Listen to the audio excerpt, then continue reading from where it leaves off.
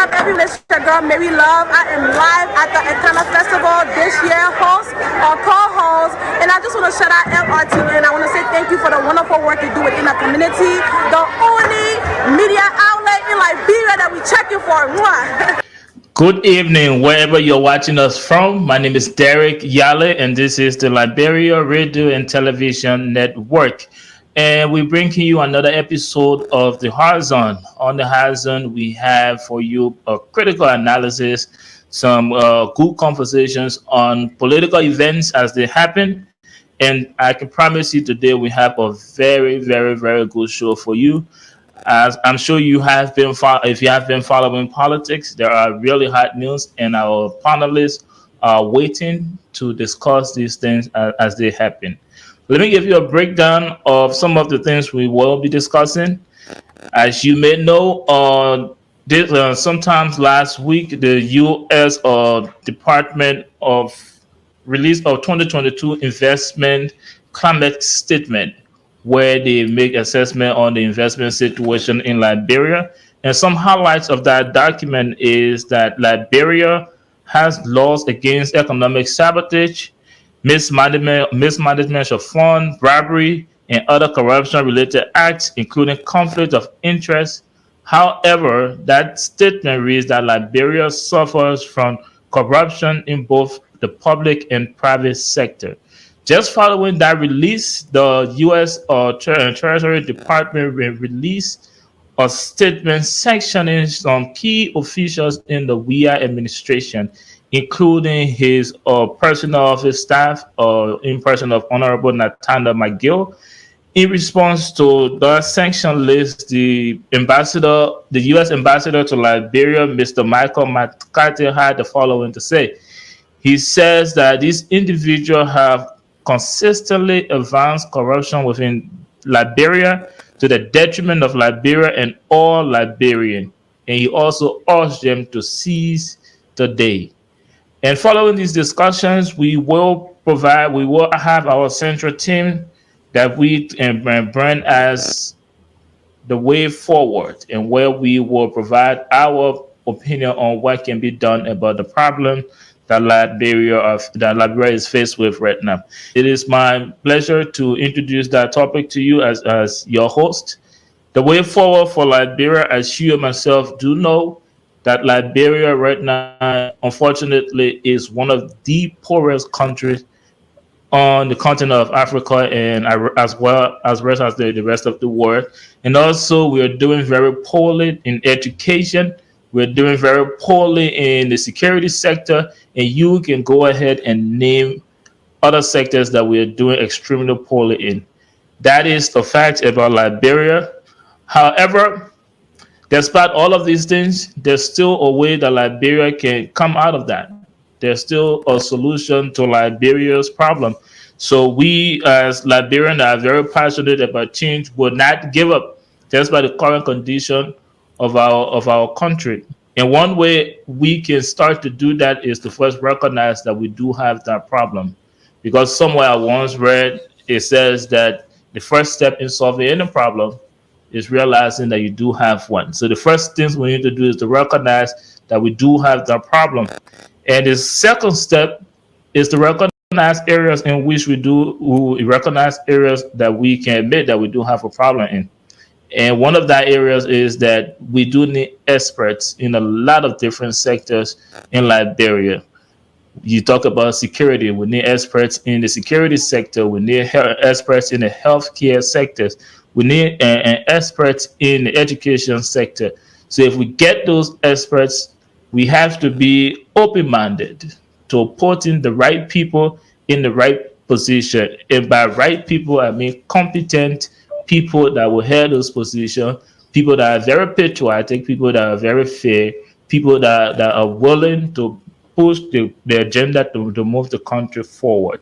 We have Flo J. Choppy Charlie, Bobby Michelle Crawford, Dean E. Wilson, and Mr. Jenkinson Weir. Welcome, guys. Let me start with Flo J. Thank you. Welcome to everybody, and it's always a pleasure to be here on the High Zoom. And Bobby Michelle Crawford, welcome. Thank you, Mr. Moderator. It's always a pleasure to be here on the High Zone. Thank you very much. And then let's go to Dean E. Wilson.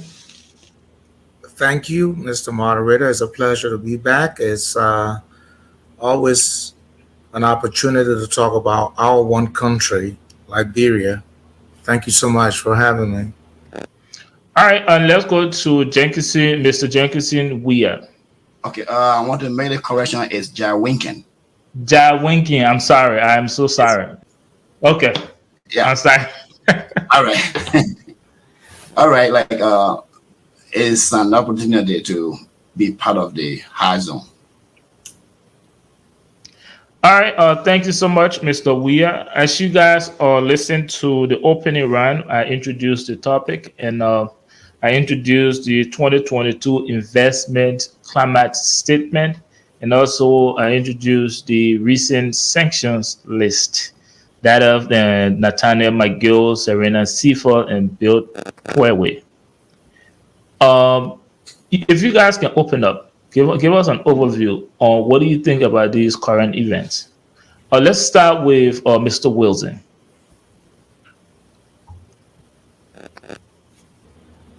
Thank you, Mr. Moderator. It's an opportunity to be back on what I would say is a very sad day for our country, irrespective of our individuals' political persuasion. I think our country has reached a point that all of us must continue to pray. And I liked your initial opening that there are several needs, parallel needs that seem to be unfolding, and there are several challenges our present government has. But I like the end part that there's always a way forward, and except we muster the courage as Liberians, be it a sedition, ANC, UP, or any other persuasion, except we just look at this as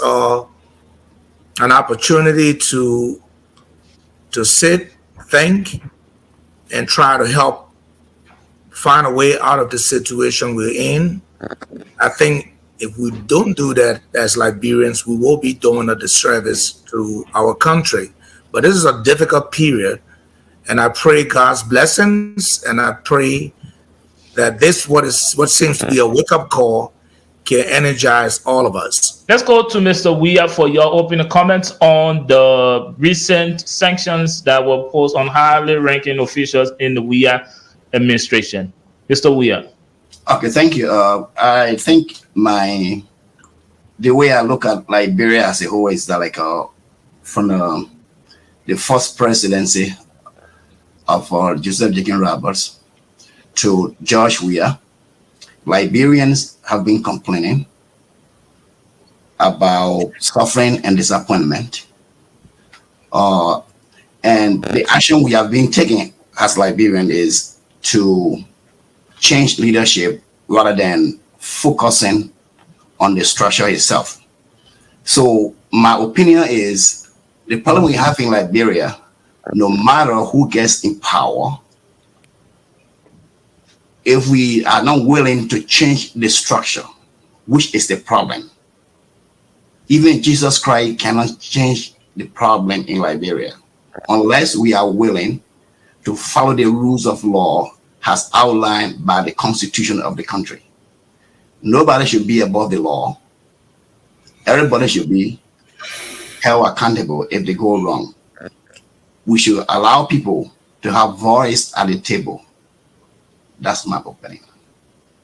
Thank you very much. We'll move on to Bobby Michelle Crawford for your contribution or your opening statement on the topic we will be discussing tonight. Thank you, Mr. Moderator. It is really not a good thing, and I'll just echo the sentiment of Brother Wilson. This is a sad day for Liberia. This is something that you will never wish for your country to be mentioned. The Magnitsky Act, I hope I'm pronouncing it right, is rarely used by the United States State Department or the Treasury Department, so to speak. So to have officials that work in your government named designated and they are placed on that list is nothing to celebrate about, regardless of our different political, differences. This is something that should worry all of us, and this is not the first time the United States government has sanctioned Liberian government official. I remember in 2020, was that 2011, Granny Sherman. He was the then chairman of Unity Party. He was involved in the global witness corruption saga, and he was sanctioned by the Treasury Department. So all of this just, put the country in a bad light. It is not good for our transient democracy. We're looking for opportunity to grow, and every time we have all of these different issues with regards to corruption and human rights, and the United States government highlighted, it's just not a good thing for us. Thank you very much, Bobby Michelle Crawford. Now we will go to Bloji Choppy Charlie. You can give us your opening comments. All right, thank you very much. I think today should be a good day for Liberia. The fact that these sanctions was responded to in a manner that we saw the president suspending those officials tells us that the government or the president has taken these matters very serious. But more to that is the fact that even in the shadows of these sanctions, if one listening carefully to the commentary by the United States ambassador who announced these sanctions in Monrovia, he did praise the government of Liberia in terms of transitioning the country progress. He talks about democracy, strengthening of democracy, strengthening of press freedom. So there are a lot of other good things that are happening. And nation building is not an easy task. There's a 200-year-old country, as our brother Jawinga have stated, since its formation, Joseph Jiggin Rava time. We continue to struggle with the fundamental questions. So it's a going concern, and we celebrate the president's actions, and we'll continue to respond to these issues as they come about. Thank you very much, guys, for giving your opening comments. And I can only tell that this conversation is going to be very engaging, going to be very robust, just from your opening comments. If you're watching us, this is the Hard Zone. My name is Derek Yale, and tonight we are discussing the recent sanctions that were released on high-ranking officials in the Weah's administration. And in response to the sanction, Mr. Weah did suspend those officials that were affected. And there has been a lot of different reactions to these elections, to these sanctions. So we will be discussing all of that when we come back from this short break. But before we do that, we have to provide some education for people that may not know what sanction actually is. Sanction definition is a threatened penalty for disobeying law or rule.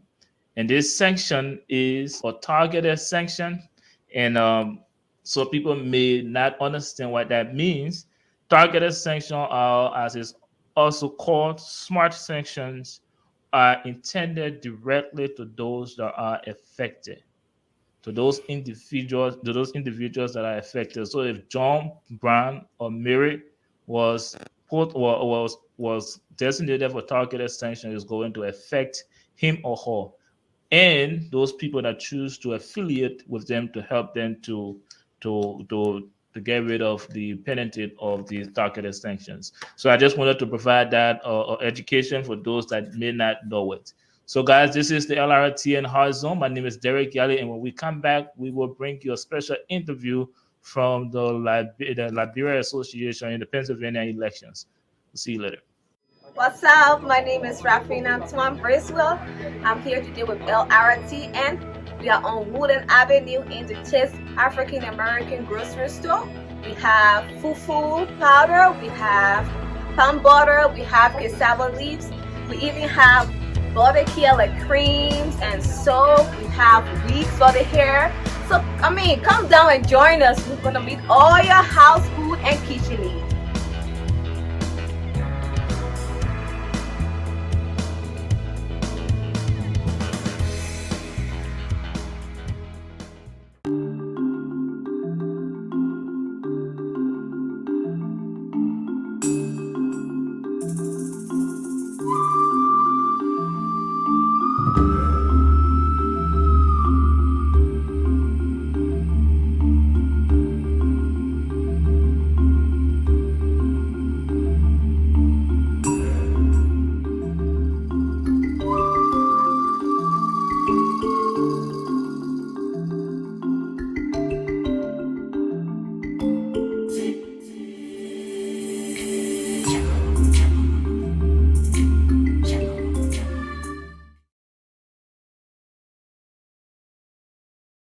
Good evening and welcome back wherever you're watching us from. This is the Liberia Radio and Television Network. You're listening to Derek Yale, and we are on the high zone, but we are taking a special break to bring you an exclusive interview with the just elected Vice President of the Liberian Association in the Pennsylvania. We would like to bring you that interview, and this interview is being sponsored by the Liberia Radio and Television Network. So, Mr. Sander B. Johnson, welcome to the Lrtn and the Horizon family. Thank you very much, and I feel ecstatic to be on your show. All right, thank you so much, and we do share that feeling. We're having you here as well, and we would like to say a profound congratulations on your elections, and we would like to wish you well during your tenure as Vice President. So, to get the ball rolling, though, let me just ask you a personal question. How are you, Mr. Sander Johnson? Well, I am doing fantastic. The campaign took a toll on us. Running around the last 2 months has been very hectic. Trying to run campaign through the entire, we try to go through the counties, not only Philadelphia, but go through Chester County, Delaware County, and other counties far outside of the city. And so it took a toll on us, but I'm gradually recovering from the campaign. And so I feel great today. So we are going to take questions from our panelists. So before I do that, I would just like to ask you again, how was the election? How was the entire elections process? Just like anywhere in the world, elections are now 100%. They are not 100%. There's some procedures that we would like to see differently in the next elections. But in terms of transparency, we think that was the elections were free, fair, and transparent. There were a couple of bottlenecks, but notwithstanding, we are very happy that in the last 15 years, this is the first time that we've had elections since 2007, with the exception of elections being held through, should I say, white ballot system since 2007. So I think progress has been made since 2007. And so this election brought out a lot of people, especially the young people. Hundreds of them came out and think for the community. That was great. All right, thank you so much. To not waste any other time, let me go to one of my panelists.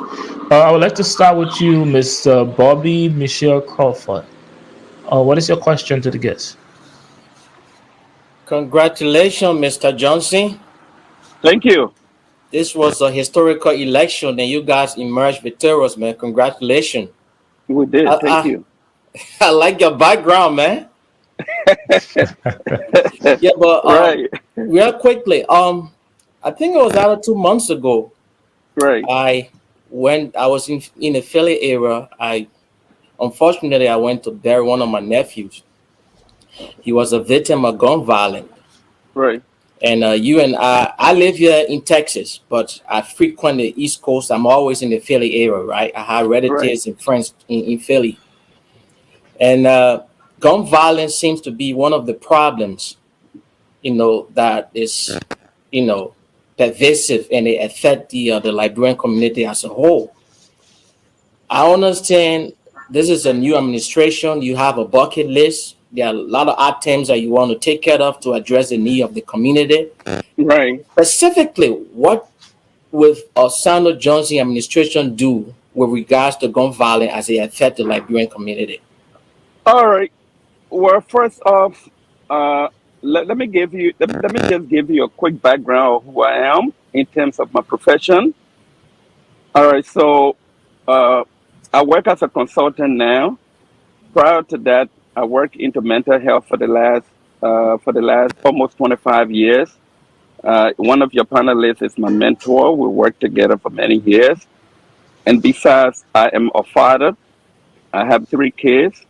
Just like any parent, it's not a good feeling, to lose your child to gun violence.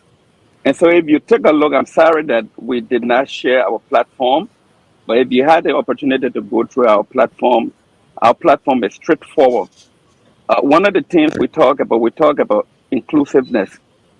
Our administration believes that when people come together, when there's teamwork and collaboration, productivity goes up. Now, if you have a community that is heavily divided, a lot of the pressing issues like gun violence, those are not things that you can easily address. But once you have people being engaged, those are things that you can easily address. Besides, you take a look at our team. Our team have people from highly qualified people from different disciplines. We have people who have degrees in criminal justice. We have lawyers. And so we feel that with our team coming on board, that is one of the issues that we will take hands on. Prior to the pandemic, I happen to be the community relations or chairman for the Gentlemen's Club. And one of the programs that we had initiated had to do with having we're going to be going into into the community, like we designate areas where we will go and have this awareness. 80% of the awareness we talk about then had to do with the youth that we felt that were completely they could easily get influenced to get into violence. And unfortunately for us, the pandemic came and that program did not go through because of the pandemic. But yes, while it may be true that gun violence is not something that we will address immediately, but I can guarantee you that it is uh, it's just amongst the top. I would say the top 3 things that we are giving a priority to. Our administration will make sure once we become fully functional, we will start holding meetings, bringing all of the professionals together, people that have backgrounds in criminal justice, bring them on board, put a committee together to start working on doing a quick assessment on some of the contributing factors to gun violence, and then we narrow it down to come up with a solution to address those problems. And yes, those are just some of the things that we plan to do. Like I stated earlier, I've been in the community for the last 3 decades. I've never had any elected office. It's not that I did not want to, but I was busy, raising my family. And now I think I have the time on hand to step in and see if we can provide some quality services to our people. But you can rest assured that our administration will also address the issue. We have qualified people who will put into committees to deal with our issue. I would say we'll do that quickly as soon as we take over. Thank you, Thank you Mr. very Johnson. much. We'll go to you, Mr. Weir, and you can ask the guest your question. Okay, Mr. Johnson, before I ask my question, I would like to say congratulations. Thank you, sir. Okay. So, like for me, I have lived in New York, Richmond, Virginia, Worcester, Massachusetts. Now I live in Grand Forks, North Dakota right now. And Right. all the places that I have lived, I have seen Liberian communities organizing themselves, forming association. Right. But my question is, I have also observed that when it comes to new arrivals, Liberians that are arriving, I know it is true in your state as well.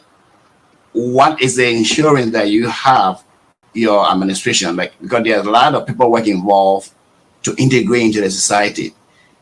Does your organization have plan to help people with the paperwork, understanding the way people live in the United States, or driver license, all the kind of stuff? All right, so and I think that is a very good question. Now, that on our platform, the question you asked falls directly on our awareness on one of the pointers on our platform. And what that does is it links people to community resources. And so, why it is true that the previous administration may not have done it, but given the background that the president and I come from and our team, that is one of the reasons why we decided we're going to include that into our platform. Because, I mean, I wouldn't even talk about the people who are just coming. Believe it or not, there are people who have even lived here for years. You wouldn't believe it. They still don't even know a lot of things that they need to do. And so we thought that we did a quick assessment on that, and we felt that it would be very helpful if we include that in our platform, where we start linking people to community resources, where we provide them with the knowledge, we give them the support. We have people who have the technical background to help them so that they can easily, fit into society, so that they can experience their full potential. And it's not only relative to people that are coming. Why it is true that people are coming, you might think that because they are coming into new culture, there are a lot of things that they need to learn. But there are still people in our own communities who don't know a lot of these things. They need to be provided the skills so that they can even fit into society. And so yes, we feel that once we take over, those are things we'll be looking at. We have awareness. We will designate areas in the state of Pennsylvania.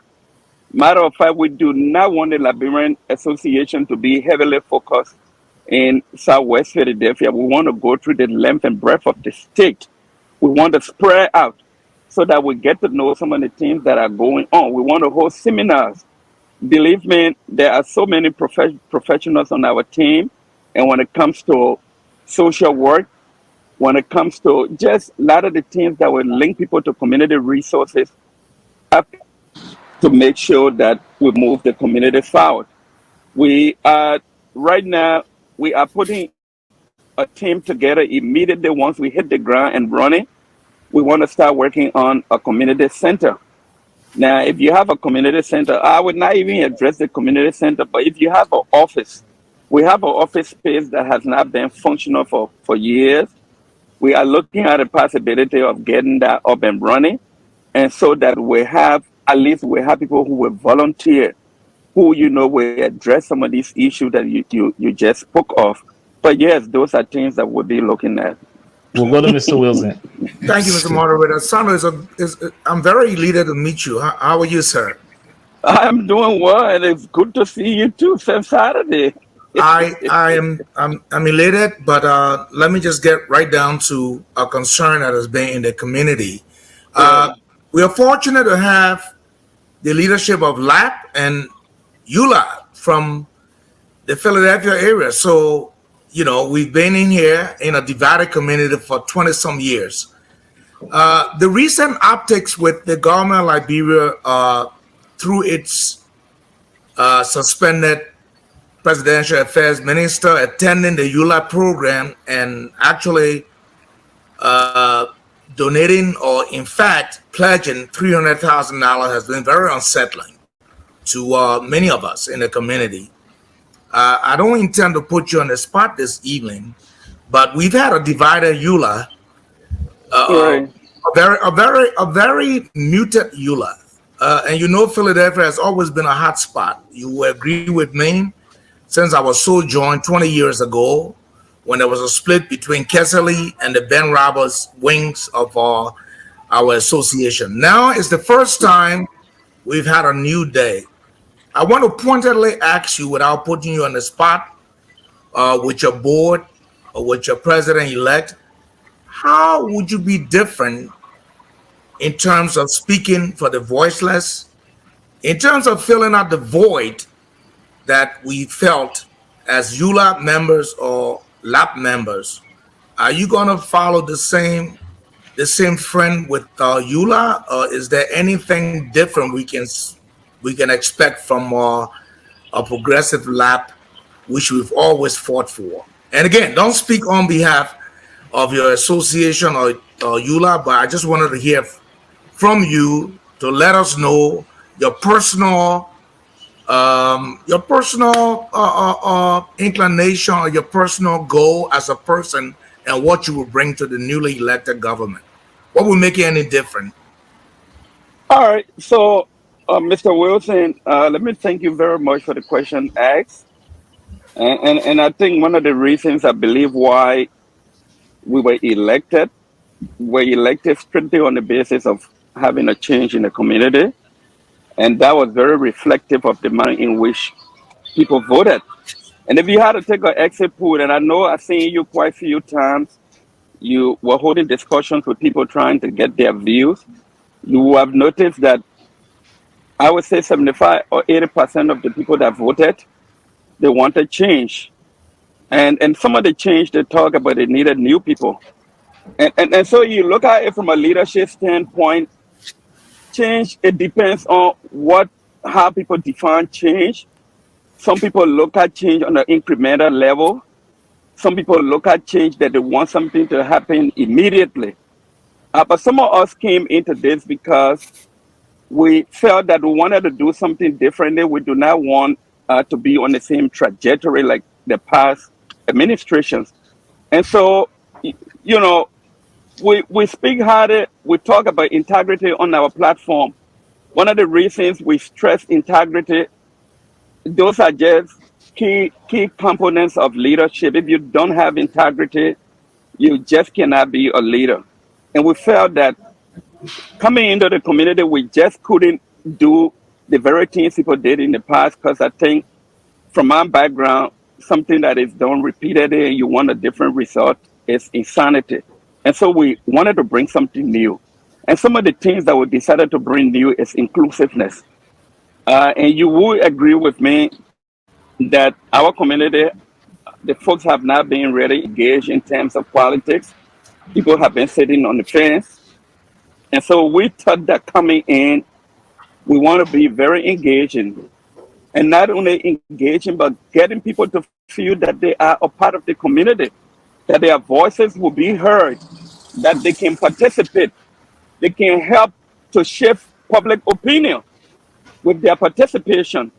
And so, yes, those are things we do. And if you want to make a comparison between us and previous administration, you would notice that most time when elections are held, everybody are very enthusiastic. And immediately after elections, you don't hear anything again until another election we go 2 years back or 2 years later. We do not want to do that. We want to keep people engaged. And how can you engage people? How can you keep people engaged? By getting them involved. We believe on our team, we believe that once we get people engaged, constant engagement, we will progress in this community. We change the trajectory. We have a lot of the teams that talk about how, a lot of the kids that voted, 90% of them talk about change, and some of the teams they talk about social programs. They talk about being able to have the technical background so that they can be productive citizens in the community. Talk about other opportunities. There are a lot of things that we can do, but we cannot do that by ourselves. We can only do that if you have people in the community who are being actively engaged and they are participating. But when you have people sitting on the fence both times, there's better, you can't achieve most of the goals. So yes, to answer your question, we will be completely different. And I guarantee you in the next 3 months after we take over, there will be a lot of new things you will see. We will be going around. First off, most of the meetings will not be held in Philadelphia. We will start stretching into the various counties, getting to engage people in areas like Arlington, in areas like Coatesville, area like York, Westchester, the deeper northeast, like Levittown, Pennsylvania, Those are areas that have thousands of Liberians who have never participated. So those are things we want to do. Those are some of the changes we want to bring. We do not want lab to be heavily focused in Southwest Philadelphia. Thank you very much. Okay. Again, congratulations to our good friend Sano. And it's no surprise that the team came up victorious. Myself being a member of that Philadelphia community for a long time, realized that it was important for this team to emerge. But here's my question to you, sir. As we have regularly stated based on the questions, there are a lot of competing and very compelling issues that challenges the community over a long period of time. Right. And given the tenure of the leadership, I suppose should be 2 years. It is 2 years. Achieving these things demand heavy work and challenges. So I just want to ask a simple question. What is the most single significant thing you think you can achieve in 2 years' time? All right. First off, Charlie, let me first just state that, and I'm pretty sure you are aware of the tenure of the presidency. There are one of the reasons why we did not focus on infrastructure. We felt that that requires a lot of time. And if you have to even go through all the paperwork trying to acquire properties and all of that, time is you spend a lot of time doing that. But yes, with the proper people in the right places, I think that is something we can achieve. Now, I really don't want to specifically point to, a specific thing that we want to address immediately, because there's so many issues, like you read this there. One of the things that we want to hit on quickly, we want to think about uniting the community, bringing people together first. Then after that, we get into infrastructure. As I speak to you right now, the team was together on Monday. We are deciding on putting a team together, a presidential task force, and we are going to bring people from our opponent, from Team 40. And if you recall during the debate, they promised us that they were going, win or lose, they were going to build partnership with us to make sure that we can, acquire a social services place, community center hall. And so those are things we'll be looking at. We do not want to make too much promises, because if you look at the tenure of the presidency, it's very short. We don't want to shoot ourselves in the leg by saying we do this, we do that, and then we don't do them, and then we'll be held accountable. So we want to go baby steps. First and foremost, we want to get our people engaged. While we are getting them engaged, we start putting task force together to address the rest of the other issues. But priority number one is to bring the community together. And you will agree with me that the community is heavily divided. And that was heavily reflected the way they voted. And so those are key issues that we do not want to ignore. While it is true that who doesn't really want a hall or community center, those are key issues that we will address. But quickly off my head, we want to get the community together, because we believe that when there is unity in a community, everything else can fall in place. And so that would be my answer to that question. Thank you. Thank you so much, Mr. Johnson. I listened to you very attentively, answer the questions from my panelists, and I must say you have gained some admiration from me, and I think some of the panelists do share that belief. But I listened to your plan, but I'm interested in knowing you. So I will begin with your opponent. Have he reached out to you since the elections were over? And On a, to you, on go a ahead. daily basis, He reached out to my you, and opponent, matter of fact, I'll tell you this, he is, while it may be true that there were fundamental differences during the elections, but make no mistake, he is a fine young man. I'll guarantee you that. he reached out. Matter of fact, before the elections, there was collaboration going on between he and I. We were comparing notes, we were talking, and we kept having conversations like whoever wins, we all should come together in the interest of the community. And immediately after we were pronounced winners, he walked up. If you ask any of the guys that were there, matter of fact, your network was there. I believe they took a picture of that. He walked up right on on the stage, held the president-elect by the hand, took her hand up and pledged his support.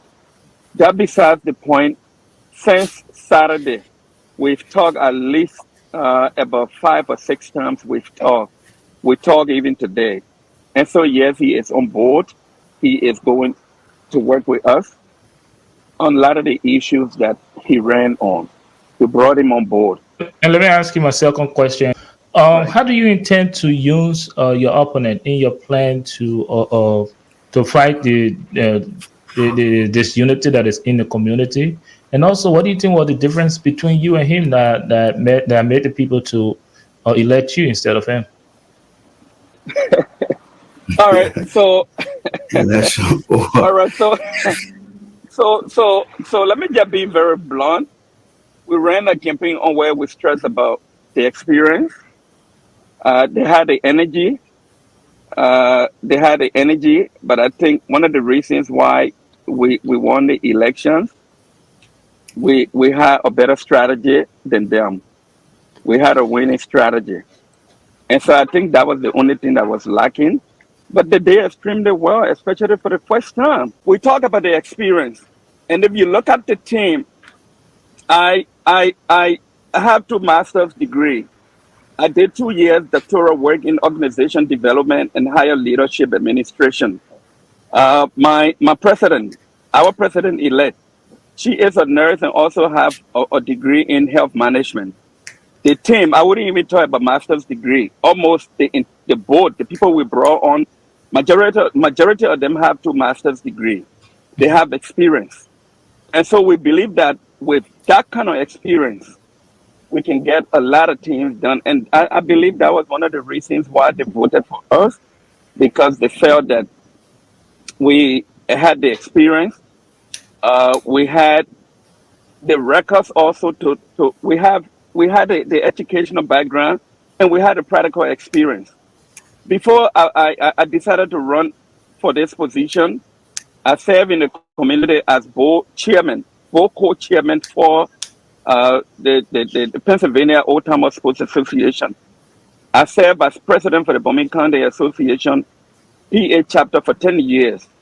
I served as co-chairman of the board of the Birmingham County Association. So in terms of community leadership, our entire team have gone through the ranks and files in the community compared to the people we ran against. They have found people, make no mistake. And I believe, that if they had won with our support, they would have done extremely well. So I think if you ask me why they voted for us, I would probably say because of the experience and because we had a track record also of what we've done over the last 25 years in the state of Pennsylvania. Thank you so much. But let me just add real quickly before you go. No, I'm not leaving you right now. When you know what, when they tell you that a leader is great, it is not because of the position that they have or the office they occupy. It's because of the team. Team makes a leader great. And so I'll close on that. Mr. Wilson, is there anything else that you want to add? Well, I'm happy. I'm happy you single me out. I'm a little bittersweet. I'm happy my younger brother and friend will form part of this team. But I think, out of honesty, I think I kind of related the question with the Eula McGill coming. We are a voiceless community, Mr. Johnson. At some point, I hope and pray when you settle our issues in PA, you may then begin to be the voice of the voiceless, the void that's felt by some of us who are progressives in EULA. You may begin to discuss the burning issues in our country. We haven't had a voice from the diaspora, especially EULA, for a long time. I'm not prompting your administration or prompting your president, or I'm not trying to put you against the bull or her. I know you're deputizing, but I hope you will take that message to the rest of your team. We want to have Right. sure. Yeah. So, Mr. Wilson, and I know I did not pivot. I did not intentionally pivot out of the question with Eula and our national government. I have my own take on that, and I'll probably hold on to that. If you ask me personally, as Sandra Johnson, I can go on and say a lot. But again, like you rightly stated, this is a new administration. You do not want to start off by trying to ruffle feathers. And so I beg your indulgence for that question. And maybe another time we'll talk about that. Mr. It's accepted, sir. B. Wilson won't put you in trouble. The man talking about unity, my man. No, but that man is my big brother. He knows where I stand on issue. I do nothing without him. He knows. Yeah, but Mr. Johnson, it's been a pleasure. I'm impressed with your delivery. I think the people in Pennsylvania, has a good leadership in place. And I'm hoping Right. that you guys can be able to do something good for that community. Thank you so much for indulging us. We definitely will. And and again, for my parting words, I want to thank all of you for giving us the opportunity to come on your show. We will hope that this will not be the last time, and I'm hoping that maybe in not a distant future, engage us and bring us back on where maybe we can bring the full team on.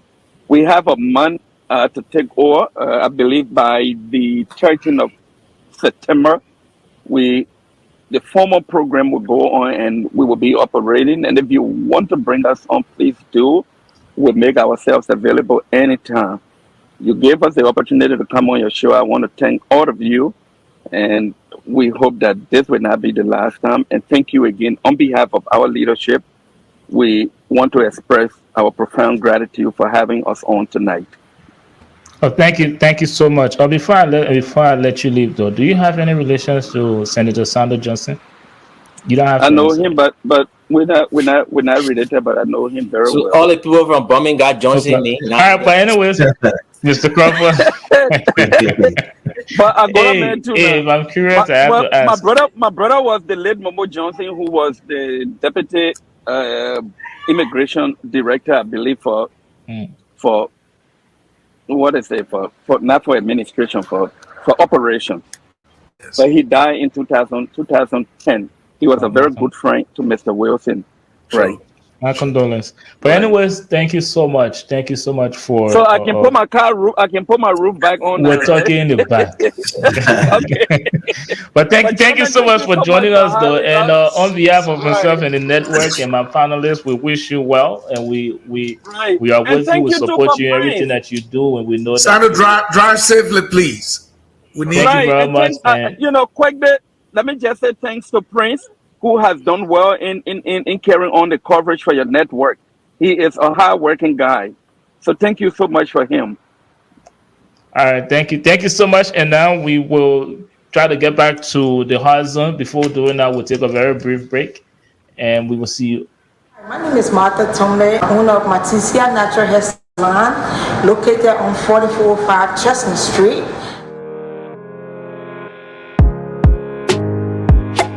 We are specializing in locks, natural hair, braids, and etc.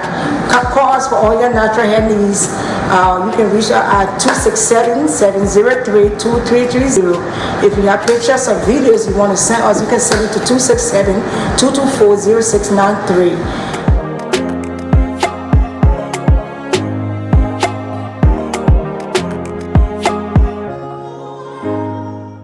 Hi, my name is Stanley Shorter. I'm the chairman of the board of the African and Caribbean Business Council of Greater Philadelphia.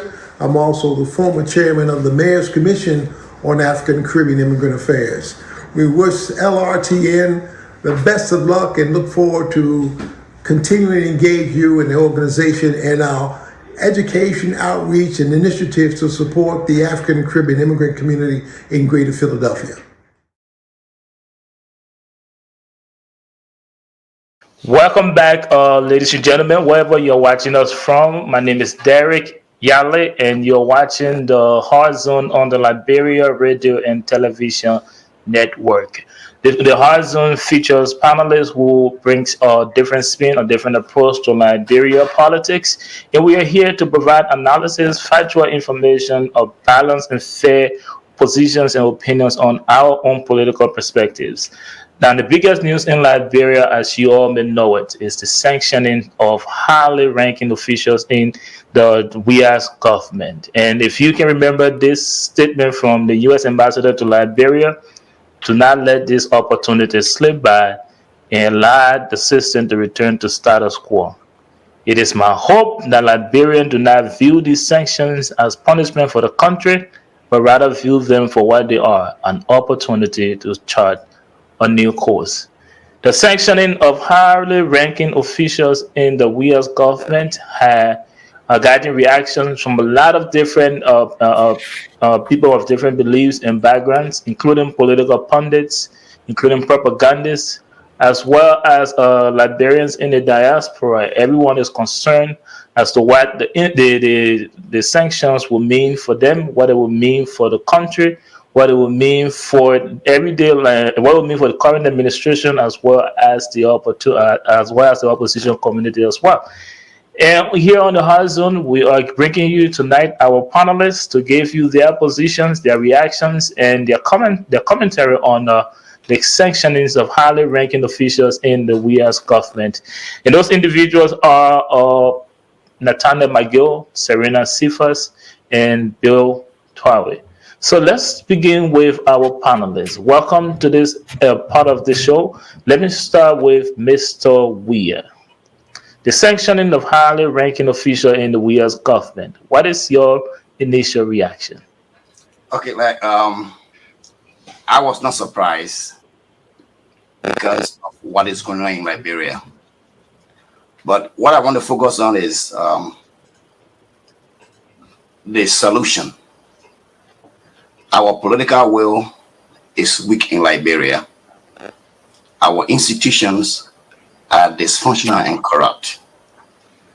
So it will require everybody to have input into how to move Liberia forward. We cannot continue to rely on the same people who are part of the problem to bring about fixing it. That means we need to engage the civil society. We need to engage all the administrative districts, including the 134, the 73, and the 15 counties. Everybody should have a voice at the table. We need to restructure the way we do things in Liberia. As I said earlier in my introduction, the problem is the laws we have on the book, the way we behave. For example, in Liberia, we believe in the word honorable, but we don't only the name, but we don't even focus on the character, whether we demonstrate honorable behaviors. For example, we call all of these people honorable today on the show, but they are stealing money. Is that honorable behavior? I say no. So that is why I don't even address anybody as an honorable. I call you by your rightful title. But what I'm saying in Liberia, we need to change the way we behave too. We need to change the way we address our leaders. We're supposed to see them as our servant, not our masters, in line with our constitution. The constitution is clearly state that everybody who serves in government is a servant. But we worship them as sinning gods. As a result, they do whatever they want to do, and they provide or they serve through a patronage need. We don't need patronage services. We need Thank you very much, Mr. Weir. And just to highlight one of the comments you made, and I will come back to you on that.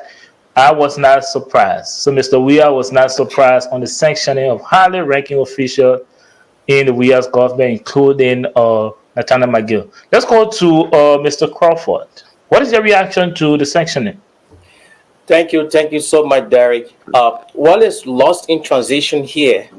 Before the issuing of this sanction, right, there was the investment climate report on Liberia. And some of the key issue or some of the key points that are highlighted in that report, it says in part that Liberia is still constrained by low human development indicators, expensive, unreliable electricity, and then we have poor roads, internet access is not granted to everybody, we have pervasive corruption. So it was predicated upon that after they had identified that those were constraints that the country was facing, and predicated upon that they're not able to attract foreign investors, they identify key government officials that were contributing to some of those constraints. So now we're seeing the introduction of Executive Order 13818, which builds upon the implementation of the Global Magnitsky Human Rights Act. Basically, what the act does rather is that a lot of people are saying, oh, why they didn't create it a long time? It was actually just created in 2017. So it's a new act. It targets perpetrators of corruption, people that engage in pervasive human rights abuses, and unfortunately, we are government fair corporate.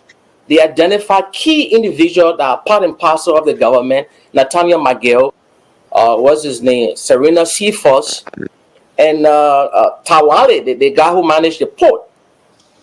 So it is an issue for this government, and my understanding is they're going to have more names going to come out, and if I think Bloje alluded to the fact that Mr. Weir came out, he dismissed the people involved in this. That's just thank you very much, Mr. Crawford. We will now move on to Bloje Choppy Charlie for his reaction. Okay. Again, it's good to be here. I'd like to begin by associating myself with some of the comments from Brother Weir when he talks about the structural problems in the country. And those structural problems mainly originates from the National Legislature of Liberia. I mean, this is the body that is responsible to pass laws, oversight, and makes representation on behalf of Liberian people. What a sanction does, the sanction is only shining the light on the historical constraints the country suffers. It is very clear from the sanction regime that Liberia as a country is not a target of the sanction. The government of President Weir is not a subject of the sanction. So it means the government is not on scrutiny as we will have it being said, you know. But if we look at the government progress, it will show us that the government itself has been doing a lot of great things. So, for example, the latest IMF report on Liberia, it talks about a projection of Liberia economy expanding to pre-COVID level by 2023 for the first time since 2016. That tells you that since this government took over in 2018, it has been gradually moving the country in a forward progressive manner that by next year, according to the IMF, the country will be expanding for the first time since 2016. So that's a major achievement. So the sanction is not against the government, it's not against the country, it's against individuals, and those individuals are not the only qualified individuals in the country. So the president can always replace them with other qualified Liberians. The government is now on threat. The country continue to grow forward. To continue to move forward. Well, thank you very much. Thank you very much. To target government. It was created to target officials in the government. Go back and read the act itself. It was created to target officials in the government, not the government as a whole. So it served a purpose. Thank you very much. We'll move on to Mr. Wilson. Let he give his initial reactions to the sanction, and then we will take the exchange. I mean, for clarity, the Magnitsky Act was first introduced in 2012 against Russia. And in fact, it was then revised in 2018 to become global. And we agree with the brother that Crawford that there were certain indexes that did come to us as a warning. But again, we started this show, and I wanted to reiterate that it's a sad day in our country. These sanctions are not targeted against the Liberian government, or they are not targeted against the people of Liberia. They are targeted, as the act was founded, against corrupt officials. And I believe there's been some due diligence. It's a big issue for our country. We pray that the government will see there as an opportunity to just refocus and do better. But we also want to pray that everyone will look, the opposition and the current government will look at the sanctions as an opportunity. It's not castigating the CDC or castigating any one person. It's a sad day for our country, but we hope we can recover and serve this warning from the Malaysian sanctions. That would be my take on it. It's an opportunity to do better. Thank you very much, Mr. Wilson. Mr. Weah, I would love to come back to you on something you said, that you're not surprised about this sanction on the government official, on the affected government official. Can you be more specific on why you're not surprised? Well, I'm not surprised because I have talked to a lot of people for each time in Liberia in government. I have some friends in Liberia as well. And the justification is that they take money, they agree that they are corrupting, but they say at least it is better because they are developing the country, they're not taking the money out. And my argument is that is not the best way to develop the country.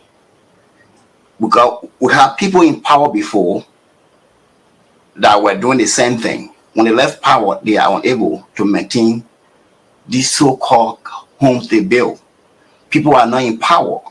So the best way I think they should do is to try to create opportunity. Let the children in Liberia say, for example, look, if I did this, I'm going to be rewarded for this. It should not be like I should have connection to Mr. Wilson.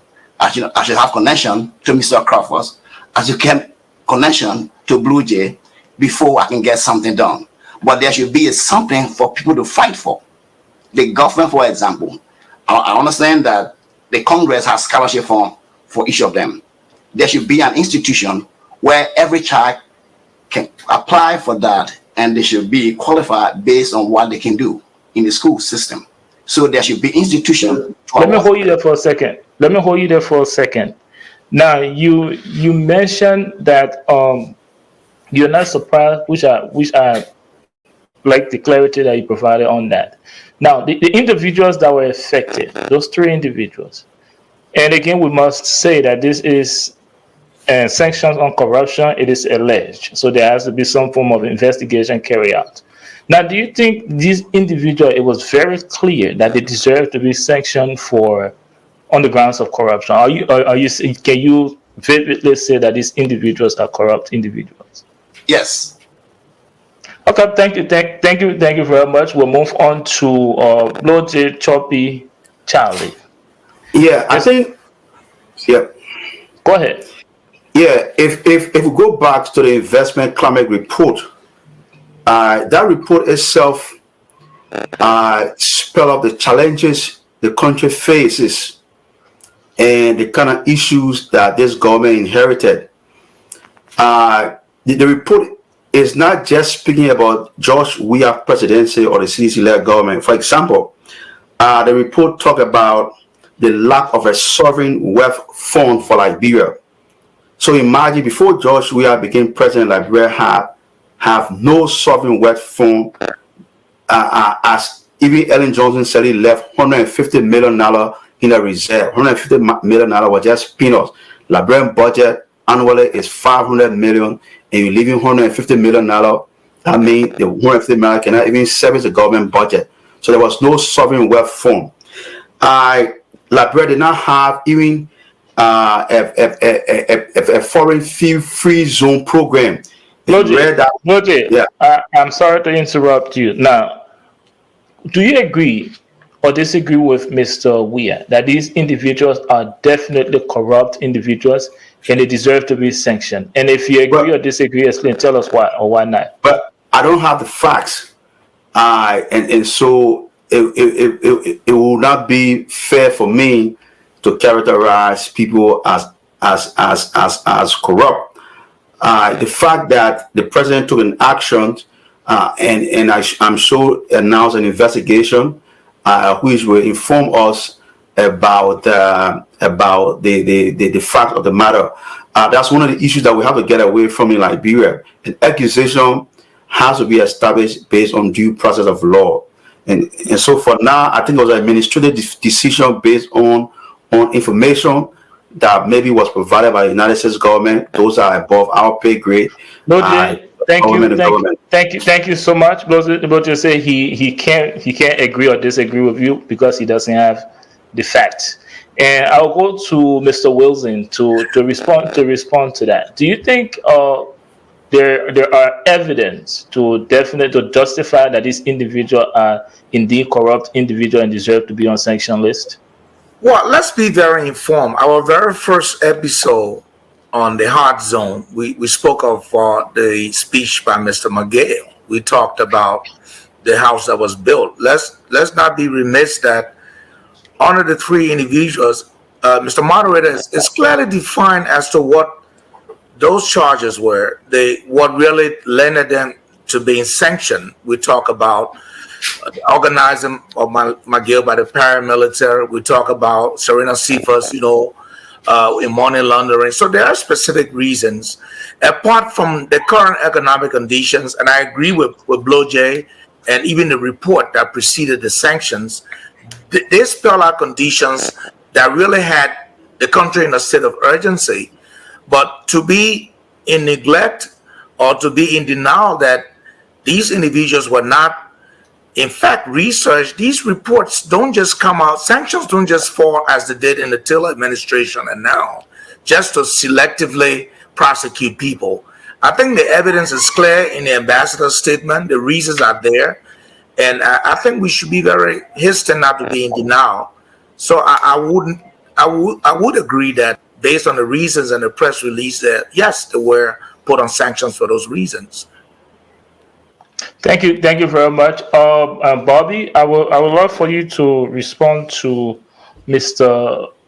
Weir and also tie in a response to Blow J. But look, consider he doesn't have the facts. He didn't say the fact don't exist. He said he doesn't have the facts. Okay. Now let me read a line from the report on Mr. McGill. They said McGill has bribed business owners, received bribes from potential investors, and accepted kickbacks for steering contracts to company in which he has an interest. Now, those are comments from the report. Now, tie that in. We'll get to Blow J next, but respond to Mr. Weir. Let's do some hardball, Mr. Moderator. Let's get some energy on the show. This is the hard zone. Let's do some hard zone. Let me pivot a little bit, right? Mm-hmm. The sanctioning of those three found Liberians, I'm being sarcastic here, right, is just indicative of the pervasiveness of corruption that erodes every fabric of our society. We have a government, the executive enforce the law, the legislative make the law, the judiciary interprets the law. Today we beating on George Weah. His government comes up with a budget through his final ministry. It goes to the House. United Party, they have more representatives in the House. 100% they vote on that, whatever budget that comes out. So if they are underfunding the Monrovia City Corporation, giving them less than $1 million, and then the Executive Protection Service that guards the president, they give them more money, and they don't say anything about it. They pass that bill. That's corruption. So the next list that's going to come out, today we are identifying the McGills, the C4s, and the TWE. They're going to identify lawmakers. They are all corrupt. I identify with the Alternative National Congress. It is you go on my Facebook page, everything ANC. But my party chairman, who comes from Nima County, he has voted for every bill that the CDC-led government has proposed. What does that say about the corruption that is pervasive in Liberia? Earlier, we said Liberia first. Man, not be frank with ourselves, man. Who are we fooling? Today we're beating on George Weah because he mimicked the corruption from the alien-led government. A political advisor is Cyril Allen. Who's Cyril Allen? Cyril Allen was a political advisor of the Charles Taylor. Who is George Weah economic advisor? Emmanuel Shaw. Who's so Liberia? So what CDC is doing is just mimicking its corruption on steroids. So if you're telling me it's unfair for us to say CDC is corrupt because they came with the mantra of change, but instead they are repeating whatever they did before. And let me back to Blodge's point, right? He talked about a growth. The IMF had projected this and that. That's true. In fact, the revenue has gone up substantially, but it doesn't address poverty in Liberia. It doesn't address the inequality in Liberia. People are suffering. So we can't sit here and kill ourselves and say, oh, well, this is about CDC. No, it's about the pervasiveness of corruption that eroded every fabric of our society, and we should be ashamed of ourselves, don't justify it. Thank you very much, Mr. Crawford. We'll take a very brief break, and when we get back, we will ask you to tell us what do you think the ambassador meant by that statement, and do you think the administration is responding appropriately? Do you think they are seizing the day? We'll get back to you after this short break. Thank you.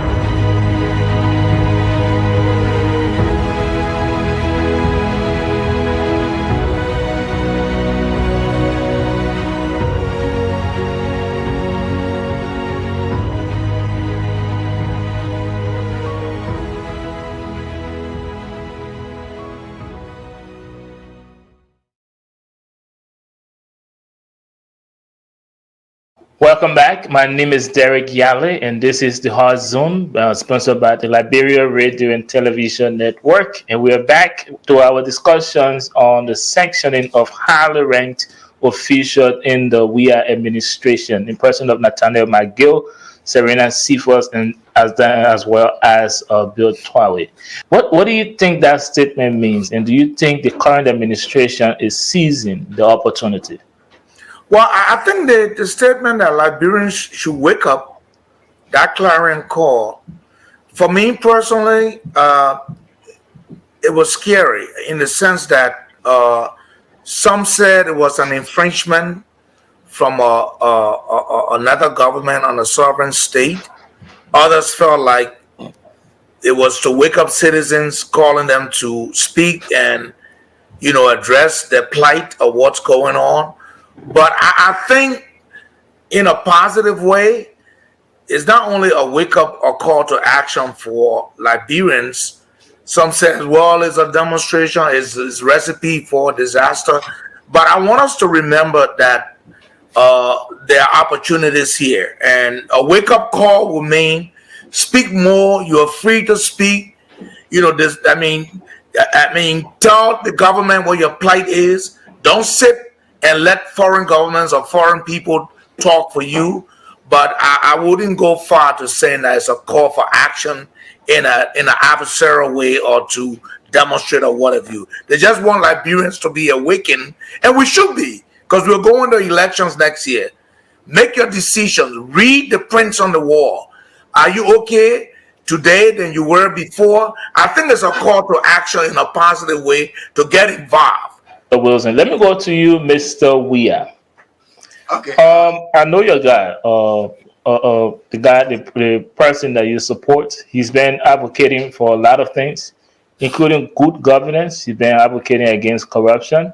Now, my question to you, with this sanction thing in mind, how does that affect his campaign to be president for the election next year? Do you think this kind of strengthens his campaign, given the fact that key officials of the current administration has been sanctioned?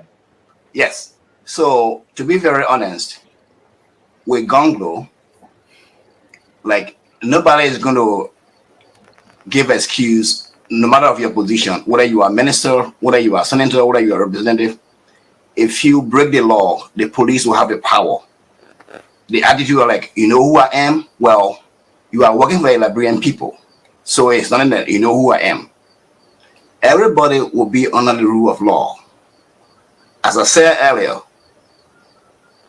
Joe was killed, Trouble was killed, we had a civil war, all of these people were killed for bad governance. We say we refuse to learn. Why is it that we refuse, whenever we are in power, we feel that it is our turn, we don't want to recognize. Beginning with people that left this country who were slaves that wanted Liberia. Since then, it has been the same. We need to change the structure. Everybody should be equal. Government should be responsive to the people. The people should be in power. Don't patronize them. Don't give them free money. They need to earn their money. If you are a sweeper, earn your money. If you are a minister, earn your money. There should be equality. When you are a minister, you are a minister. The person who's sweeper, that his position is also important. So it is also wrong to use those working under you as people like your driver. You set them to go in the market for you, to go for your girlfriend, to do. These are all wrong. These are all wrong things. Let's move to Mr. Wilson. The current sanctioning of high-ranking officials in government. How do you think it weakened the current administration re-elections, and how do you think it kind of strengthened the opposition? And if you will be kind to tell us who you support and how does the sanctioning strengthen them? I think I'm a little disappointed in the opposition. They didn't have to wait for the American ambassador or the U.S. government to take sanctions to get alive or to start.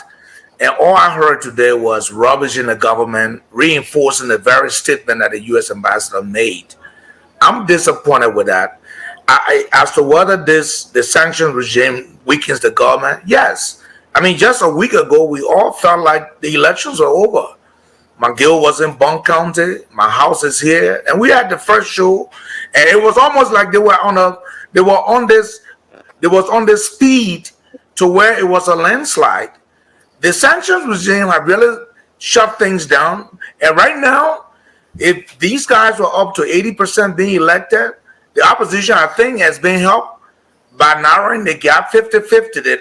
That's the sanctions. No government going into a sanctions regime or have this dark cloud hanging over them as being corrupt, where the most powerful person in the government has been dismissed or suspended, would think that they win favor from the voting population.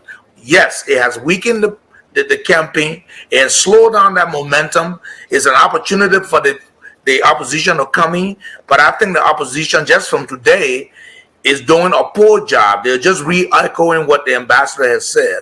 They never have called for any other solutions. Tell the government to change the people, but also thank you, Mr. I will stop there. Sure. I like how you try to balance your contribution. But let me ask you a direct question though. Who do you support? I think I'm beginning to feel like, to be honest with you, I kind of hinted at it the last time. I'm beginning to feel like we don't want hint. You for we are, or you for somebody else? Well, no. The economic recovery of this country, the best hope is a Cummings as president. The judiciary or law and order in the country, the best hope. You referring us to statements or press releases? If you can just tell you for Cummings, you for Cummings. No, if you're confident in your guy, if you're confident in your guy, just tell. If you're not confident in Mr. Cummings, no, I would like to see a Cummings Gunglo ticket to revive the country. So you do support Cummings? I would like to. I haven't met Mr. Cummings yet. Are you independent? In many of my views, I am undecided. Mr. Wilson, I can make that happen in a heartbeat. I promise you. No, I mean, well, let's move on to let's move on to. But I will say today. Let's move on to Bobby. No, but I think I'm still disappointed that Mr. Cummings hasn't defined how he's going to meet the challenges. I see a lot of good in him. Mr. Wilson, you can tell us, our audience, who you support. You can only criticize the government, sometimes defend them, but you still on the fence. We didn't know yet. So let's move on to Mr. And I agree. I would defer on that question. Okay. I'll take that. Let's move on to Mr. Crawford. Since Mr. Wilson can answer the question, I know you're ready to answer the question, but tell us, how does this sanctioning affects the opposition? How does it strengthen their campaign? And how does it affect the current administration? Yeah, mention one thing here. With or without a sanction, the CDC government was on a losing spree. Let's pick it back to T5, the election of Darius Dillon. Since George Weah became president, every special election that was held, CDC candidate lost, to the extent that the current election they held in Lofa County, they rolled on the back of an independent candidate. And then when he won, later he changed to CDC. What a lot of political observers don't realize is that Liberians will come out on the street, they jubilate, they yell, they get the free t-shirts and everything, but when they go in their respective corners, they know they can't afford food to eat. Hard time in Liberia wearing short trousers, let me put it in the Liberian pidgin English. The people are suffering. So this sanction was just an action on the cake. If you talk to the everyday Liberian people, they will say, my man, we're disappointed in this guy. Just look at it, go on CDC anniversary, they celebrated under this famous Sacrament tree. It was empty. That is indicative of the people losing hope in the Weah government. So the sanction was just an icing on the cake. For those of us that subscribe, that are political, junkies and stuff, we are looking at the political variables on the ground. Rather today in District 10, people jumping on that we want. You go to the ballot right now, he's going to lose. Mr. Crawford, how does the sanction affect the government? How does the sanction affect them? Why we going in circle? I'm telling you, it affects the government in the way that it's going to discourage potential investors for coming. Thank you. I just wanted you to summarize that. Let's move on to the blow J. And as much as I want you to answer the question, you can please take 30 seconds to respond to Mr. Crawford when he said your government or your party has been on a losing streak. And you can also tie that in with the question: how does this section, how does it weaken the re-election bid? I think again is all the argument that the cities were on a losing spree because of the recent legislative elections is a misunderstanding again of the Liberian electoral system and the history of the CDC as a political party. Historically, the CDC has not been much victory in terms of legislative elections, and so to argue that the CDC loses a legislative seat, then they were on a downward spiral. No, the record shows that the CDC has always been having a low numbers in the national legislature. The particular seat that Mr. Dillon won, if you recall, that seat belongs to the former chairperson of the CDC who separated herself from the CDC, a very powerful person. And so, Darling Joe. Okay, so she owns that seat, and her fans were mostly seditious who already were mad because of her. So naturally, the CDC was not going to win that seat. So it was not because of the opposition. So how does the sanction affect the current administration re-election bid? So let's come to the sanction. The sanction does not affect the CDC re-election bid as of now. As it stands, does not.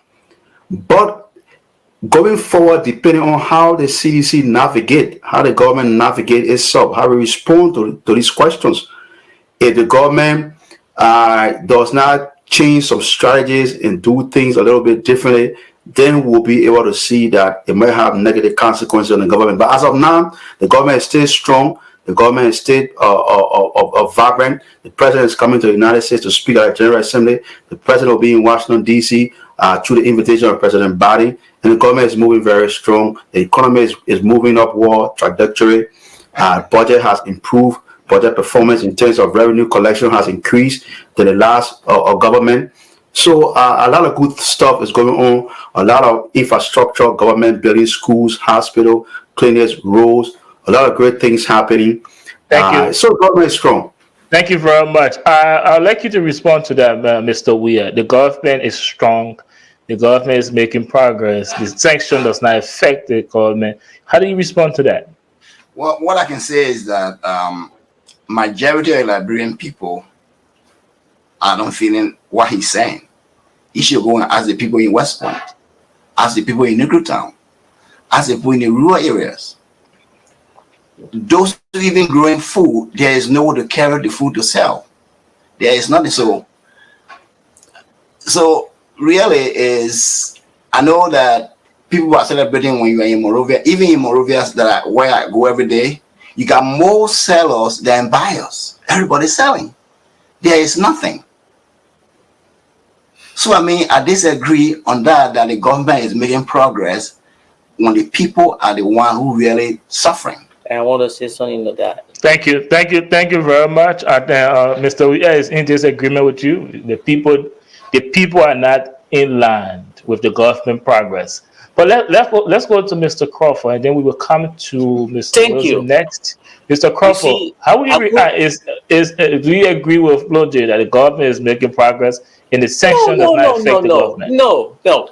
I'm a numbers guy, right? I don't just. They always say you are entitled to your opinion, but not the facts. Let me throw some numbers out here. 2021, just last year, I don't cite that data that date by 15, 20 years. UNICEF, that's the United Nations Children Fund, right? UNICEF, they reported that Liberia has one of the world's largest or highest all of school children. 15 to 20% of children between the ages of 6 and 14, they're not in school.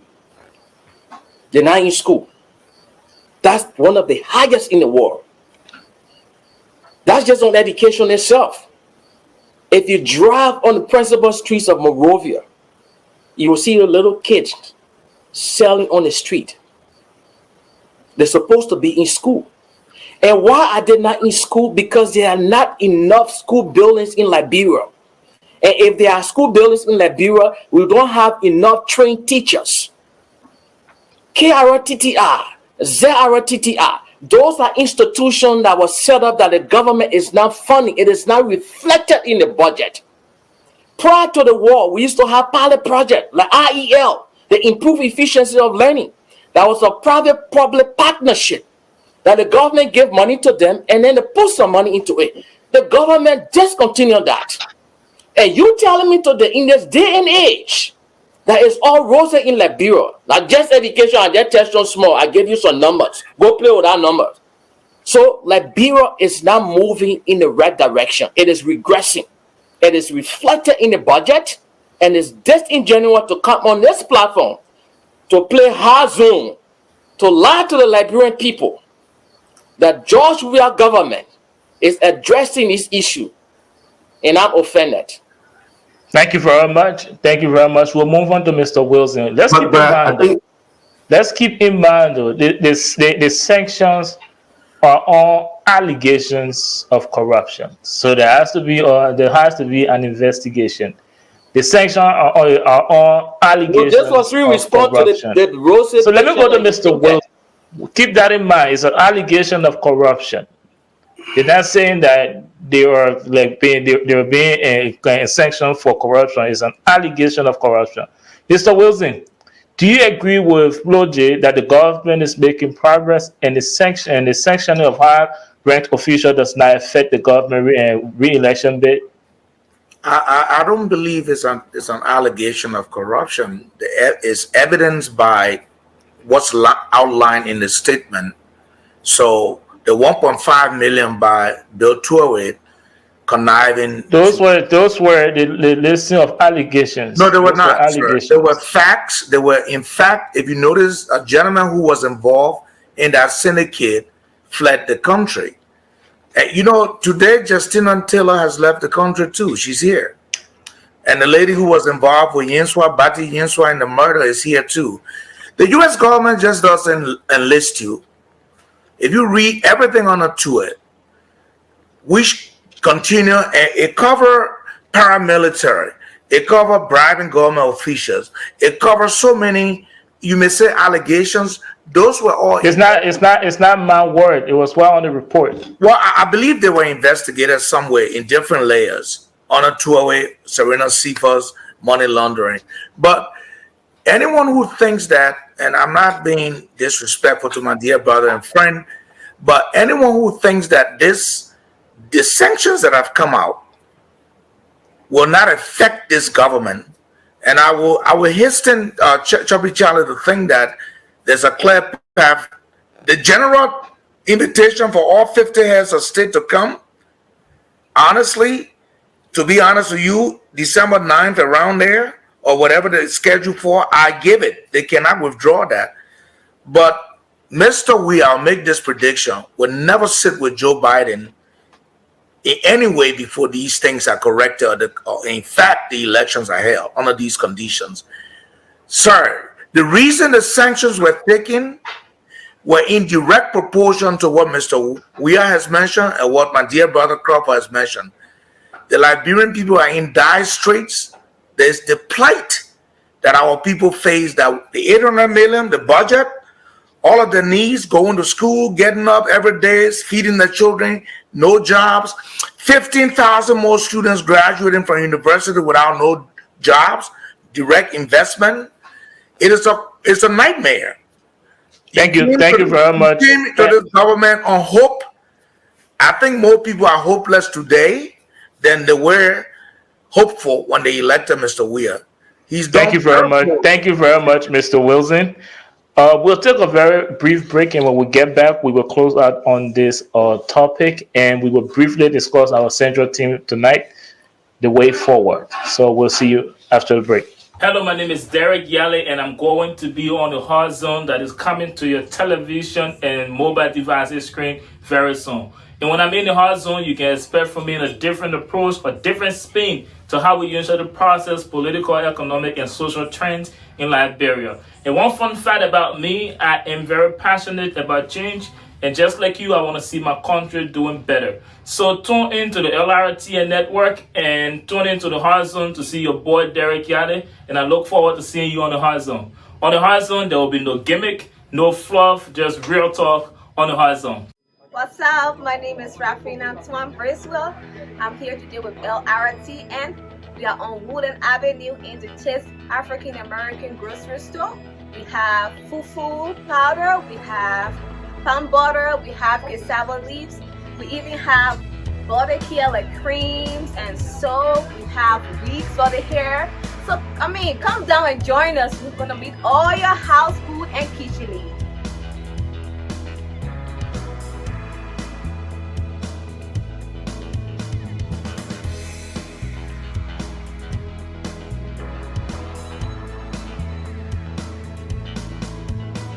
Welcome back, wherever you're watching us from. My name is Derek Yale, and we would like to welcome you back to another episode of The Hard Zone. We were here discussing the sectioning of key officials in the WIA administration, in person of Nathaniel McGill, Serena Cephas, and that of Bill Twaway. Now, it's good that we've had a very, very healthy conversation, robust exchanges, some critical sections, and we have to close out on this section topic. So, but before I do that, I will read out very key stats from the report that Blodgett and Bobby make reference to. Currently, Liberia ranked 136 out of 180 countries on Transparency International Corruption Perception Index. That is not good for our country. And to be honest, we are all patriots. We want better things for Liberia, and we want for our country to have a good image.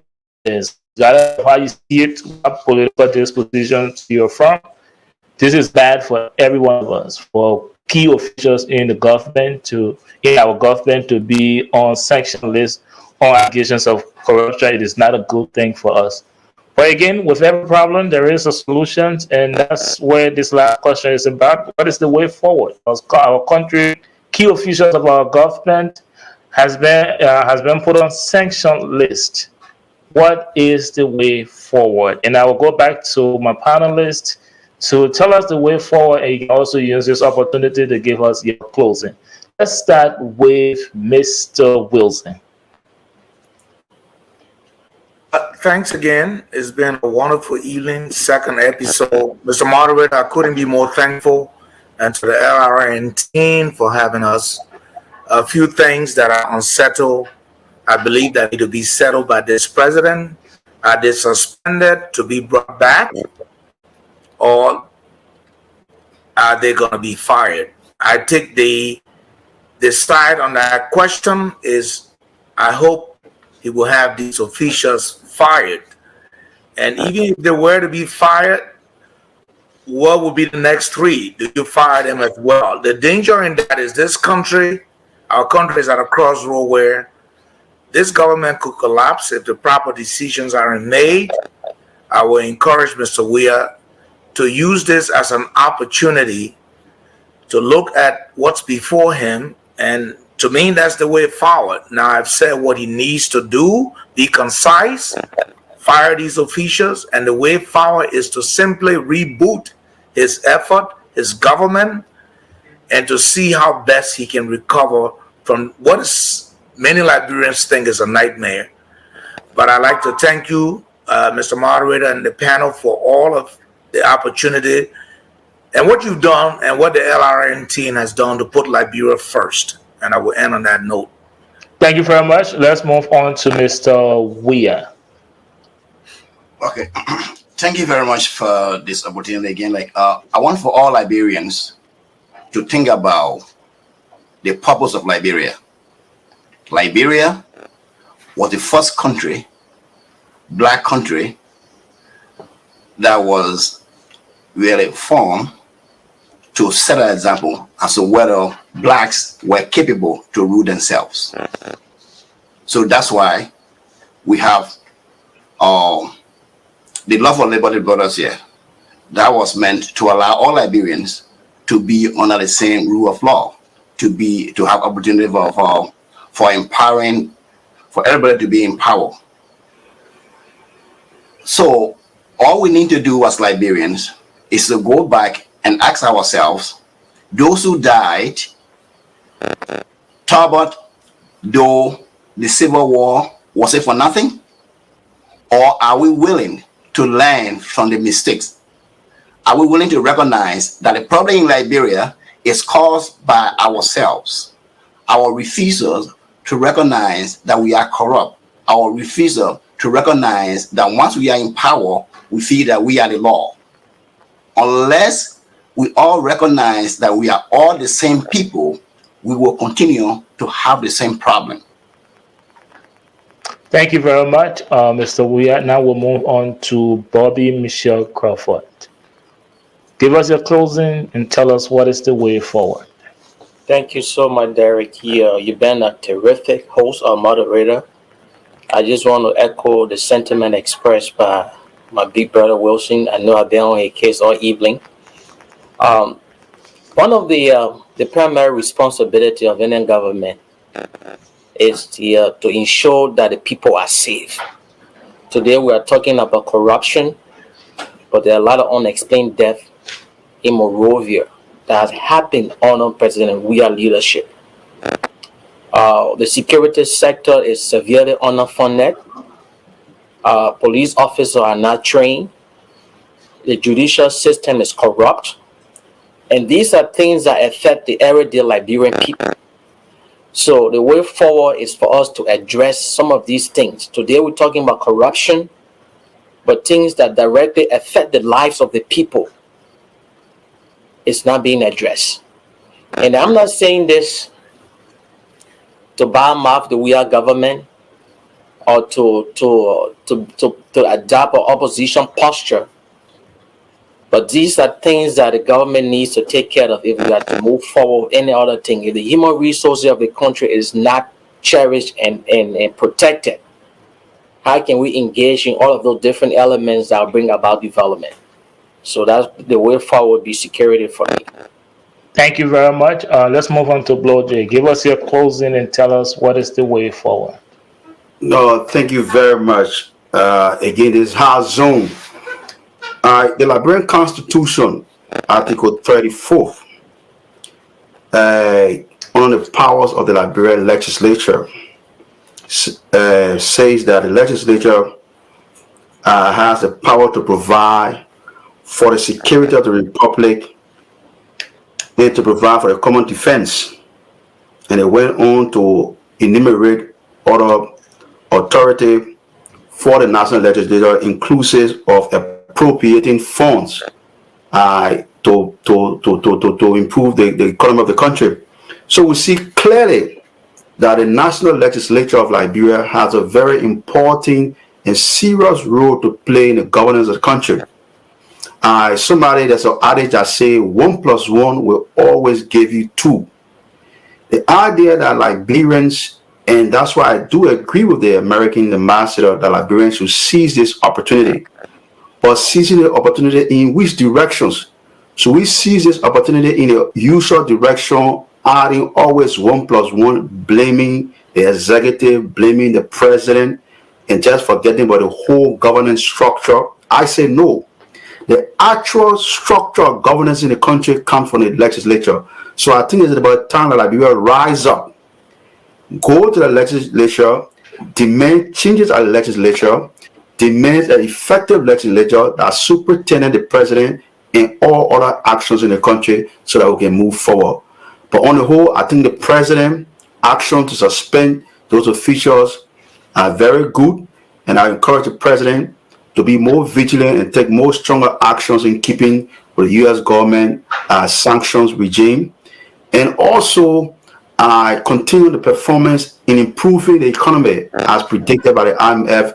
And Liberia economy will expand by 2023, moving back to pre-2016 period. So keep doing the good work for the economy and national infrastructure development. Thank you. Thank you very much. Let me say a big congratulations to all of you again for your contribution to making the second episode of the Horizon to be a very successful one. And you guys have shown a tremendous amount of effort in making this show a success, and you guys have proven to be a real hands-on.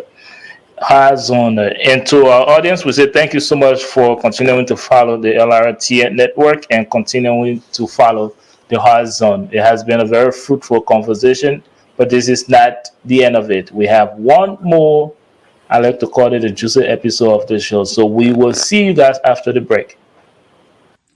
Hey, good morning, everyone. This is Bishop Elmos Hager. Join me on the Horizon. As a man of God, I'm going to give you a truthful, balanced, but serious analysis of what is going on. If you tune into the Horizon, listen to objective but very insightful analysis of the situation. You will get information, education, enlightenment. Join me on the Horizon. Hi, my name is Martha Tomley, owner of Matisia Natural Hair Salon, located on 4405 Chestnut Street.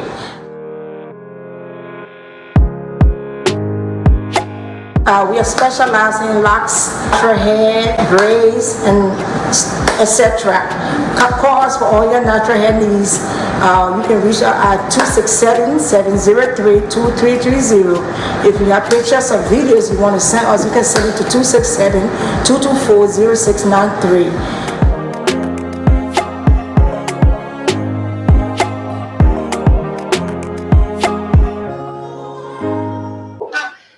Welcome back. My name is Derek Yale, and this is the Liberia Radio and Television Network.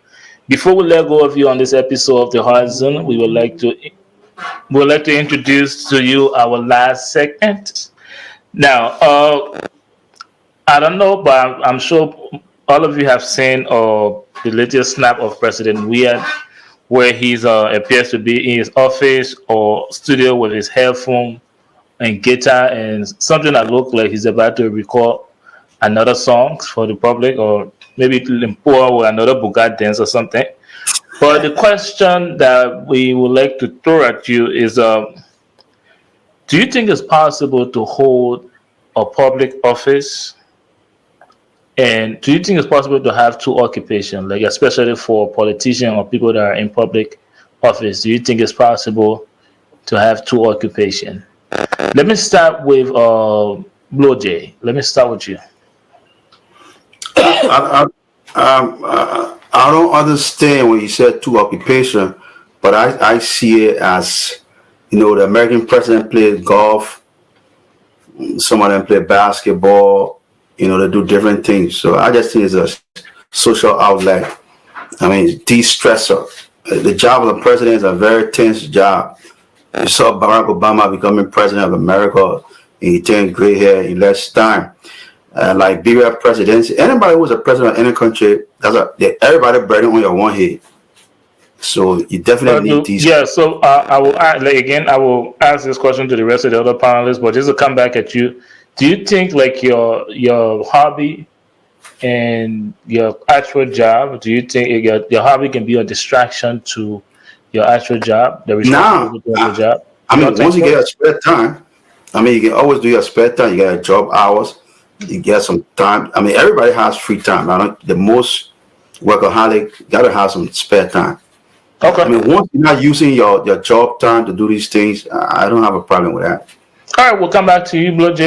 Mr. Weir, do you think it's okay to have two occupation or hobby in your actual occupation, and do you think your hobby can become a distraction to the responsibility of your occupation? Yes, I think so, because specifically with President Weir, he's recording, he's doing as a professional work at the same time. Like George Bush, the former president of the United States, he does printing. Most of the people that do this work after they are retired. Going to a golf game, if it's not on a professional level, it just they just go to have a fun time or play basketball. But George Weah is really having studio, collecting money to record music. He spend money to record music that he's making. So it's not like just going to a football game because he used to play football. It's different from joining few people to do all-star game at ATS or at the SKD. So it's quite different from making a comparison with what the American president do. All right, thank you so much. Let's go to my man Bobby Michelle Crawford. Do you think it's possible or it's okay to hold public office, or as a politician, do you think it's okay to have two occupations?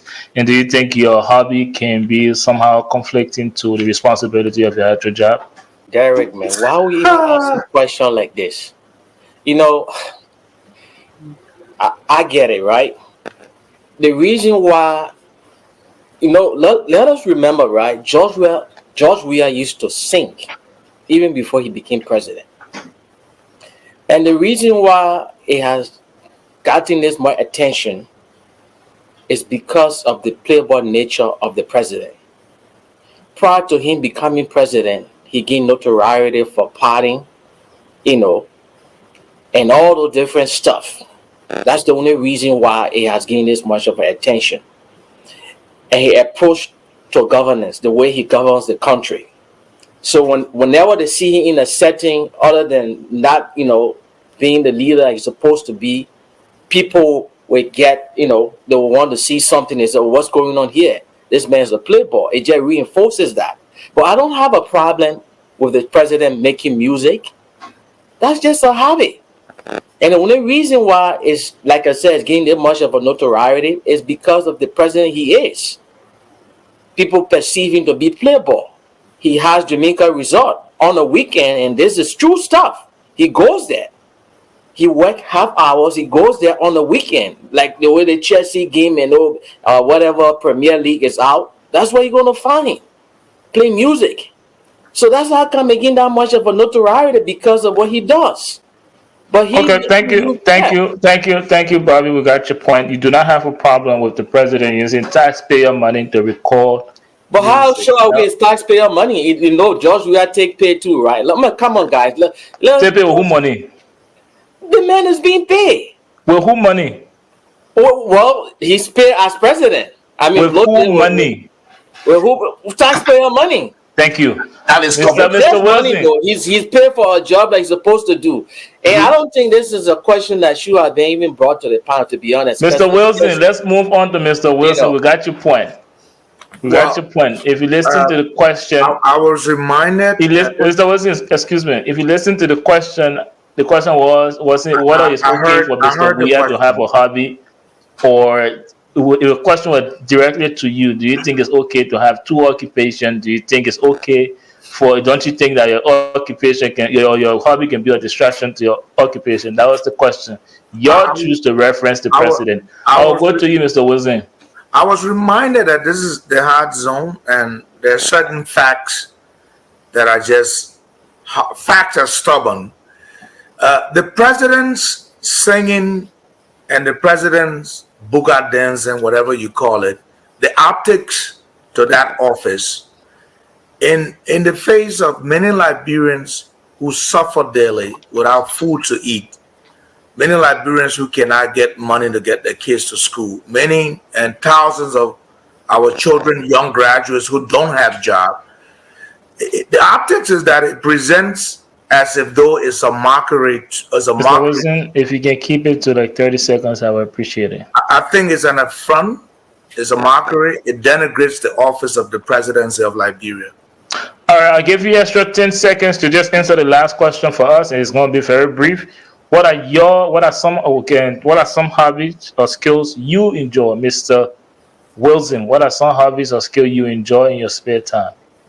I love to be with family, and I'm always a soccer or NFL or sports fanatic. That's okay. What about you? What about you, Bobby? Reading and playing basketball. Playing basketball. Yeah, okay. Bloji. Yeah. I left my Nino St. Patrick. Go see it. I trust you, man. I trust you. I trust you. What position you play on the basketball court, though? Come on, dog. You don't want to go there, man. Power Hey, forward. man, you want to give out 2 paragraphs for the one? What position you play on the court? bench. I can answer for Blodgett defending the CDC. I guess that's it. Let's go. Mr. Moderator, I really wanted to extend my really appreciation to We'll Blodgett. get to that with Biggie. I really want to kiss up to Thank him. you, Mr. Wilson. Then we I get want- Blodgett. This is very Very proud of interesting. you, Let's get Blodgett. Blodgett. I'm a multi-social person, so it depends. I can do sports, music. Which one do you do? Listen to music sometimes depending on, and I listen to different kinds of music. I'm not restricted. I don't restrict myself to one type of music. Which is more I important? do multiple Let me get sports: the last football, music, Mr. basketball, Lionel. tennis. Yeah, I can do What football, will you basketball, place? tennis. What will you place defending the CDC on the top of the list? Or? Nah. The series will be at the bottom. Well, let's close with Mr. Weir. Mr. Weir, what do you do as a hobby? What do you Okay, do? Mostly I have a lot of people, especially that have immigration issues, and friends ask me if they want to write. That's a second job. No, but it's a habit. Some people really, they just ask me. I have them free sometimes, not so much. Not about money. Well, how much time you spend defending Gonglo or doing Jehovah's Witness campaign for Gonglo? Mr. Gongo, like, did you play sport when you were? I love writing. Basically, that's You my. started going state to state yet, or you haven't started? Not yet. Please let me moderate this show, Mr. Wilson. So Allow me to moderate this show, okay, Mr. Yeah, go ahead. Weir. I will pay the fine. I'm I sorry, like Mr. to Moderator. write too. Yeah. Mr. Weir, you love. But I like time we're having that. Did you play any sport? For sport, no, I don't play any sport, but I Oh, love I tell soccer. you about a girl that story like back in the day. No you sport. do travel. No, but I don't play sport. I love sports. You thinking about All going to ministry like preaching or something? Because you're a very good preacher. No, it's been really nice though. At this point, we would like to. Well, let me say my own hobby. If it will interest you guys, DJ, but not just sometimes on the weekend. So that's my hobby on the side, and I love to read as well. So on this note, we will like to thank all of you for watching the Horizon again tonight, and we'd like to thank all of you panelists for your contribution, as well as our production team. So we will close the curtain on this episode of the Horizon.